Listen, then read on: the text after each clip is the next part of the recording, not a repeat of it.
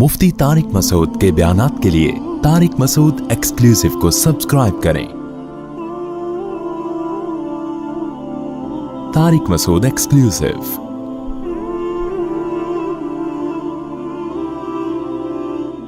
वहरामुन अला क़रियतिन अहलकनाहा, और अल्लाह फरमाते हैं ये जो हमने पिछली बस्तियां हलाक कर दी है ना, यानी अब इसमें धमकी है कि वो बस्तियां दोबारा नहीं लौटती हैं। जुज़वी तौर पर देखें, अल्लाह किसी मुर्दे को ज़िंदा कर दे मोजिज़े के तौर पर, जैसे पैगम्बरों के सामने हुआ, वो तो एक अलग बात है। लेकिन कायदा कुल्लिया यही है कि जब हम किसी बस्ती को हलाक कर देते हैं तो वो दोबारा दुनिया में नहीं लौटती और दोबारा उसको फिर मोहलत नहीं मिलती। तो अहले मक्का को और लोगों को भी इससे इबरत हासिल करनी चाहिए। अब ये सिलसिला इसी तरह चलता रहेगा दुनिया में। आगे अल्लाह फरमाते हैं हत्ता इज़ा फुतिहत याजूज व माजूज, यहाँ तक कि एक वक्त आएगा कि क़यामत की अलामतें ज़ाहिर होना शुरू हो जाएंगी और फिर अल्लाह इस कायनात को तबाह करने का इरादा कर लेगा। तो उसमें एक बहुत बड़ी अलामत का अल्लाह ने जिक्र किया कि क़यामत की होलनाकियों में जो पहली होलनाकी होगी, इज़ा फुतिहत याजूज व माजूज, यानी क़यामत के जो आसार शुरू हो जाएंगे तो यहाँ तक कि याजूज और माजूज को खोल दिया जाएगा। यानी इस आयत में असल में ये तर्ज इख्तियार किया गया है कलामुल्लाह में कि लोग दुनिया में मस्त हैं, गफलत में हैं। पैगंबर जब दुनिया में आए तो उनको फॉलो किया, बिल आखिर फिर पैगंबरों की तालीमात से हटते चले गए।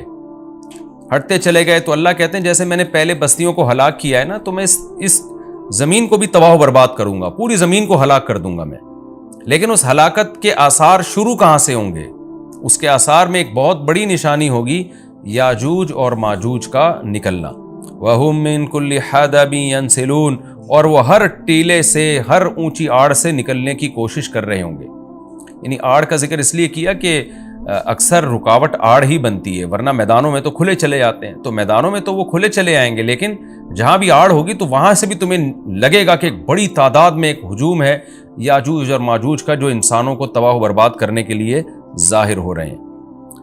इस पर याजूज माजूज की जो तफसीली बहस है वो सूरह कहफ में मैं बयान कर चुका हूँ, जिसका खुलासा यही है कि याजूज माजूज एक कौम है, इंसान है। हज़रत ज़ुल्क़रनैन ने एक आहनी दीवार बना के उनको पहाड़ों के पीछे धकेल दिया है। उनकी सही लोकेशन का अल्लाह के अलावा किसी को इल्म नहीं है और वो क़ुर्ब क़यामत में ज़ाहिर होंगे, ज़मीन में बहुत ज़्यादा फसाद मचाएंगे। वक़तरबल वअदुल हक़, अल्लाह फरमाते हैं और हक़ वादा वो करीब आ चुका। यानी उस क़यामत के दिन की अल्लाह मंजर कशी कर रहे हैं, उसको हमारे सामने रखे हैं कि देखो वो वादा करीब आ गया तुम्हारे। फ़ैदा, क्योंकि याजूज माजूज जब ज़ाहिर होंगे तो उसके तो बहुत करीबी, बहुत ही कुछ वक्त के बाद ही क़यामत कायम हो जाएगी। फ़ैदा ही शाख़िसतुन अबसारुल्लज़ीन कफ़रू, तो अचानक काफिरों की निगाहें फटी की फटी रह जाएंगी, हैरान हो जाएंगे क़यामत की होलनाकी को देखकर और कहेंगे या वैलना क़द कुन्ना फ़ी गफ़लतिन मिन हाज़ा, हाय हमारी बदबख्ती, हम तो इससे गफलत में पड़े हुए थे, हमने तो इस तरफ कभी सोचा ही नहीं। आज देख लेना, इंसान पैगंबरों की तालीमात को तो वैल्यू दे ही नहीं रहा है, बस तरक्की और मुआशी तरक्की और साइंसी तरक्की और टेक्नोलॉजी और हुकूक़ एक दूसरे के और जानवरों के हुकूक़ और गधे घोड़ों के हुकूक़, इसी पर पूरी इंसानियत घूम रही है। जिस खुदा ने पैदा किया उसको डिक्शनरी से निकाल दिया। तो अल्लाह कहते हैं जब क़यामत देखेंगे ना तो कहेंगे या वैलना, हमारी बदबख्ती, हम तो इससे गफलत में पड़े हुए थे, इस तरफ तो हमने सोचा ही नहीं। बल कुन्ना ज़ालिमीन, बल्कि कहेंगे हम तो जालिम थे, यानी हमें सोचना चाहिए था फिर भी हमने नहीं सोचा। इन्नकुम वमा तअबुदून मिन दूनिल्लाहि हसबु जहन्नम, अब चूंकि मुशरिकीन तो मुशरिक थे, उनके जहन में सबसे पहले ये ख्याल आता था कि ठीक है अगर क़यामत कायम हो गई तो हमारे भगवान और हमारे बुत हमें बचा लेंगे। उनको अल्लाह ने अलग से धमकी दी है, इन्नकुम वमा तअबुदून मिन दूनिल्लाहि हसबु जहन्नम, फरमाया तुम और जो तुम्हारे माबूद हैं ना, जिनकी तुम इबादत करते हो अल्लाह को छोड़कर, ये सारे जहन्नम का ईंधन बनेंगे। हदीस में ये मजमून है कि ये जो पत्थर के बने हुए बुत है ना, अगरचे इनमें हिस्स नहीं होती, लेकिन अल्लाह इनको भी मुशरिकीन के साथ आग में डाल देगा, मुशरिकीन का गम बढ़ाने के लिए कि जिन माबूदों को तुम समझते थे कि सिफारिश करेंगे, आज ये भी तुम्हारे साथ जल रहे हैं इस आग में। अल्लाह फरमाते हैं तुम लहा वारिदून, तुम सब उसमें जाओगे, यानी इन बुतों की इबादत करने वाले भी और जो बुत हैं वो भी।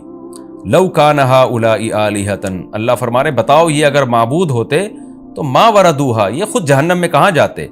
व कुल्लुन फीहा खालिदून, और ये सब के सब इबादत करने वाले और माबूद ये सब हमेशा होंगे उसमें। लहुम फीहा ज़फ़ीरुन, और इनके लिए उस जहन्नम में शोरो चीखो पुकार होगी। وہم فیہا لا یسمعون، اتنا شور ہوگا کہ یہ ایک دوسرے کی آواز نہیں سن پائیں گے۔ دیکھیں قرآن مختلف موقع کے مختلف درجات کو بیان کرتا ہے، حالات کو۔ قرآن ہی سے پتہ چلتا ہے کہ جہنمی ایک دوسرے سے بات بھی کریں گے، اور ظاہر ہے جب بات کریں گے تو سنیں گے بھی۔ تو اس سے یہی مراد ہے کہ جہنم میں جب ان کو عذاب ہو رہا ہوگا تو وہ عذاب میں تو چیخ و پکار میں کسی کی بات سنائی نہیں دے گی، لیکن ایک نوعیت کا عذاب پھر یہ بھی ہوگا کہ ایک دوسرے کی بات اللہ ایک دوسرے کو سنوائے گا تاکہ ایک دوسرے کو رسوا کریں، ایک دوسرے کو طعنے دیں۔ تو یہ مختلف موقعوں کے مختلف عذاب ہے جن کا قرآن تذکرہ کرتا ہے۔ اللہ ہم سب کو اس آگ سے محفوظ رکھے۔ اور یہ جو اللہ نے کہا کہ ان سب وہاں چیخیں گے پکاریں گے، تو علماء نے لکھا ہے اس سے وہ ان کے پتھر کے بنے ہوئے بت مراد نہیں ہے، کیونکہ ظاہر ہے وہ تو بے جان ہے، وہ کیا پکاریں گے؟ وہ معبود جو زندہ ہوں گے، جن میں شعور ہوگا، کیونکہ دنیا میں ایسے بھی لوگ ہیں جنہوں نے اپنی عبادت خود کروائی ہے لوگوں سے، جیسے فرعون نے کہا تھا انا ربکم الاعلی۔ تو چیخ و پکار ان معبودوں کی ہوگی جنہوں نے لوگوں کو اپنی عبادت پہ مجبور کیا یا اپنی عبادت کی ترغیب دی۔ ان الذین سبقت لہم من الحسنی۔ اب سوال پیدا ہوتا ہے، اچھا جی عیسیٰ ابن مریم کی بھی تو عبادت ہوتی ہے، تو اللہ نے تو کہہ دیا کہ تم اور تمہارے جتنے جھوٹے معبود ہیں، جھوٹے خدا ہیں، سب کو جہنم میں ڈالوں گا۔ لیکن بہت سے بزرگان دین ہیں، وہ ساری زندگی توحید کی دعوت دیتے رہے، لیکن مرنے کے بعد ان کی قبروں کو لوگوں نے عبادت گاہ بنا لیا، تو وہ بھی تو جھوٹے معبود تھے۔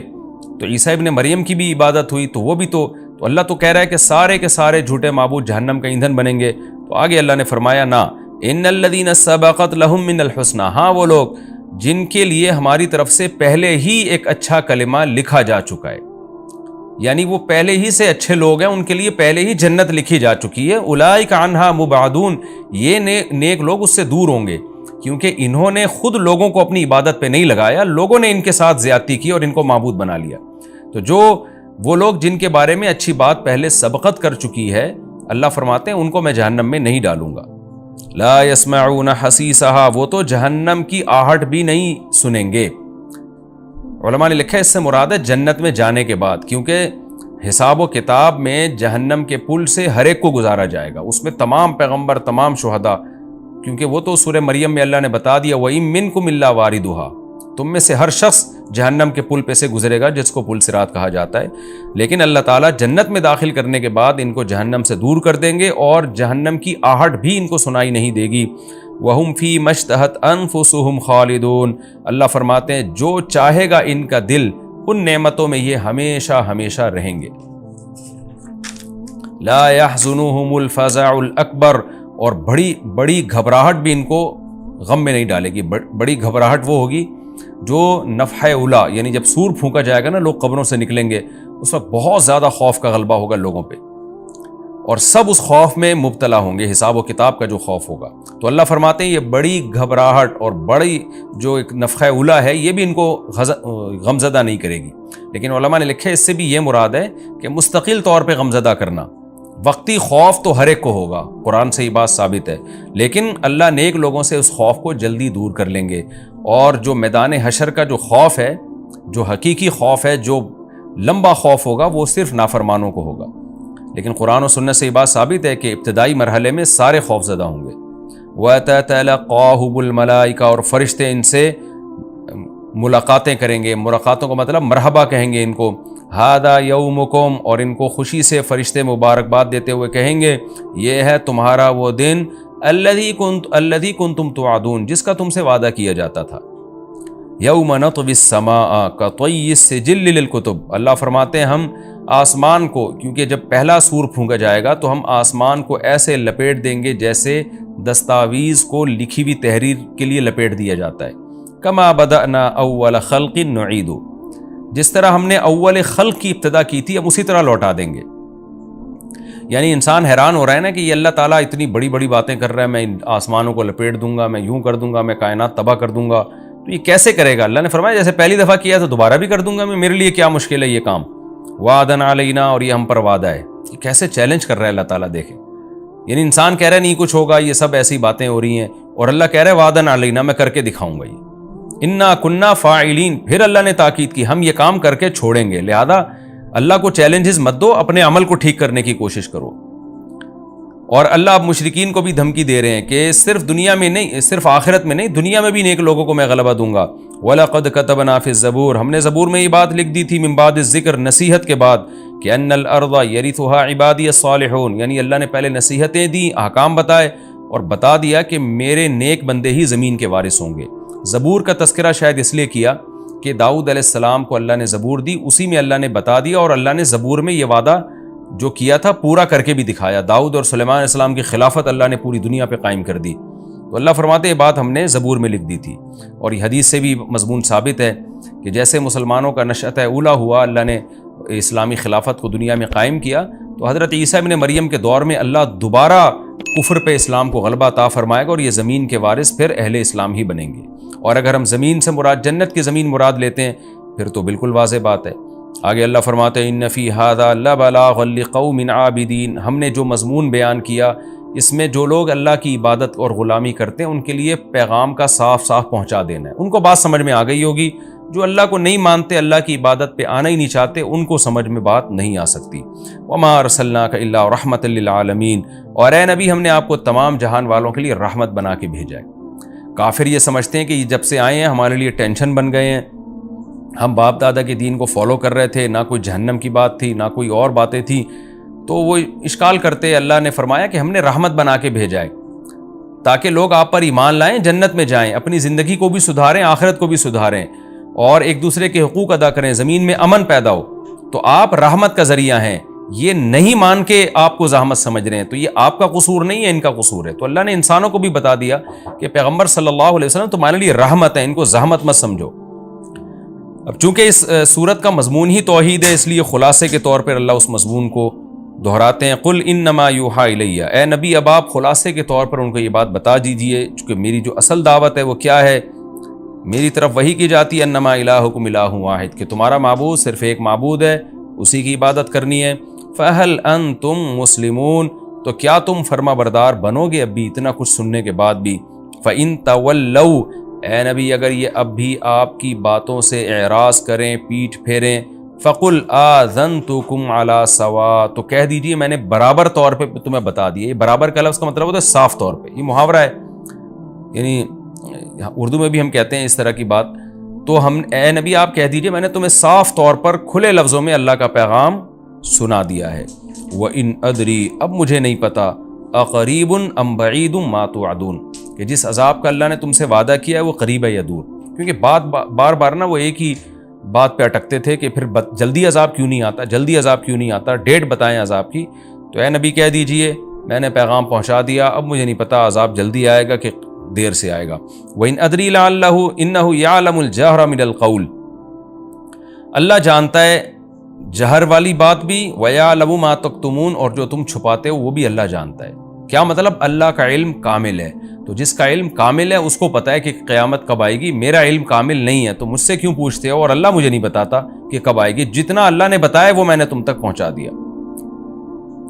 وَإِنْ أَدْرِي لَعَلَّهُ فِتْنَةٌ لَكُمْ وَمَتَاعٌ إِلَىٰ حِينٍ، اور پھر آپ صلی اللہ علیہ وسلم نے یہ بتایا کہ مجھے تو یہ بھی علم نہیں ہے کہ اللہ عذاب ٹال کیوں رہا ہے، اس لیے ٹال رہا ہے کہ تمہیں آزمائش میں ڈالنا چاہتا ہے وہ، یا اس لیے ٹال رہا ہے کہ اللہ تمہیں کچھ دن نعمتیں مزید دینا چاہتا ہے۔ یعنی آزمائش تو یہ ہے کہ عذاب ٹلے گا تو تمہاری آزمائش ہوگی، تمہیں غور و فکر کا موقع ملے گا، کچھ لوگ ایمان لائیں گے، کچھ نہیں لے کر آئیں گے، عذاب فوراً آ گیا تو سارے ہی جہنم میں چلے جاؤ گے۔ تو یہ تم پر رحمت بھی ہو سکتی ہے اللہ کی طرف سے کہ مہلت دے رہا ہے، بہت سے ایمان لے آئیں گے، اور یہ بھی ہو سکتا ہے کہ اللہ تمہیں آخرت میں پکڑے گا اور دنیا میں کچھ نعمتیں دینا چاہ رہا ہے۔ یعنی فتنۃ لکم کا مطلب یہ ہوا کہ ہو سکتا ہے آزمائش ہو، کچھ کامیاب ہو جائیں کچھ ناکام ہو جائیں، اور متاع الی حین کا مطلب یہ ہو سکتا ہے کہ اللہ تمہیں فائدہ پہنچانا چاہ رہا ہے کیونکہ آخرت میں تمہارے لیے عذاب ہے۔ تو ان دونوں میں کون سا پہلو اللہ کے سامنے ہے؟ نبی فرما رہے ہیں کہ مجھے معلوم نہیں ہے۔ تو جسے یہ معلوم نہیں کہ عذاب ٹالنے کی ریزن کیا ہے، وہ عذاب کا ٹائم کیسے بتا سکتا ہے؟ پھر آگے اللہ تعالیٰ آخر میں اپنے نبی صلی اللہ علیہ وسلم کے کلام کو نقل کرتے ہیں کہ آپ نے پوری صورت ان مشرکین کو سنائی، پورا توحید کے مضمون سنایا، تو آپ صلی اللہ علیہ وسلم اللہ سے دعا مانگتے تھے کہ اللہ دلائل کی دنیا میں حجت تمام ہو گئی ہے، تو عملی دنیا میں حجت تمام کر دے، تو اسلام کو غلبہ دے دے، ان کو بتا دے کہ یہ لوگ حق پر نہیں ہیں۔ تو اللہ نے نبی کے اس کلام کو ذکر کیا، قال رب احکم بالحق، نبی کہتے ہیں کہ اے اللہ تو حق کے ساتھ فیصلہ کر دے، یعنی پریکٹیکلی عملاً فیصلہ کر دے۔ اور نبی یہ دعائیں بھی مانگتے ہیں، وربنا الرحمن، ہمارا رب رحمان ہے، رحم کرنے والا ہے، المستعان، اسی سے مدد طلب کی جاتی ہے، علی ما تصفون، ان باتوں پر جو تم لوگ کرتے ہو، یعنی تم جو اعتراضات کر کے مجھے تکلیف پہنچا رہے ہو تو میں مدد اللہ ہی سے طلب کرتا ہوں۔ تو یہ تسلی کے دو جملے ہیں جو اللہ کی طرف سے، کہ باقی اللہ نے عملی فیصلہ کیا، پھر بدر میں کیا، احد میں کیا، اور پھر خندق میں کیا، فتح مکہ میں کیا، لیکن نبی صلی اللہ علیہ وسلم شروع سے ہی یہ دعائیں مانگتے آ رہے تھے۔